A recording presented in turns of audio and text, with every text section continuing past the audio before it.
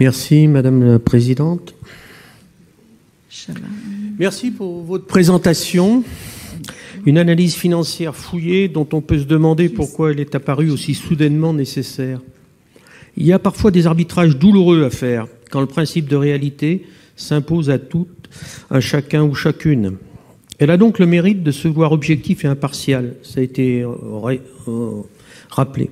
Dans la situation qui nous est donnée de vivre, la métropole, c'était indispensable qu'elle ait lieu, cette analyse.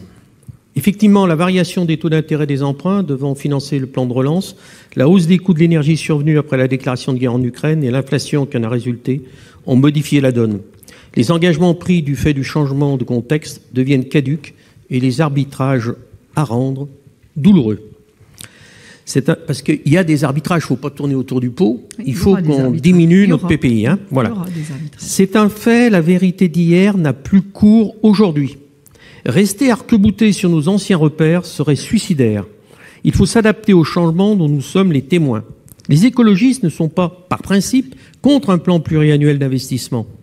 Mais ils auraient souhaité qu'il soit fléché clairement sur l'adaptation nécessaire de notre territoire aux aléas de plus en plus visibles et importants du changement climatique à l'œuvre. Il y a dans cette circonstance des réorientations importantes à réaliser pour mettre nos territoires en posture de pouvoir s'adapter avec un minimum de casse aux conséquences des bouleversements en cours. Certains principes sont à questionner, dont celui de l'eau paye l'eau. C'est-à-dire qu'il y a des dépenses nouvelles qui vont apparaître si on veut être en situation. Ça a été évoqué en commission de l'eau avec M. Bonnet. Et la remise en cause de ces principes a des conséquences importantes sur nos futurs arbitrages budgétaires. En commission des finances, un financement de plus de 60 millions a été évoqué pour aménager comme il se doit les infrastructures de nos cours d'eau. Le réaménagement des rives du Gier, le long de la friche du Ralex, a coûté à lui seul 11 millions pour 1 kilomètre. C'est vrai que c'était pas jojo, mais quand même. Cela pose avec acuité la question de l'optimisation de l'allocation de nos ressources d'investissement.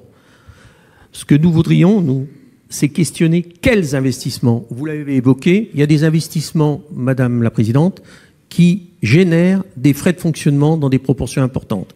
Et puis il y en a d'autres qui sont vertueux. Je crois me souvenir que vous avez créé une SEM, oui.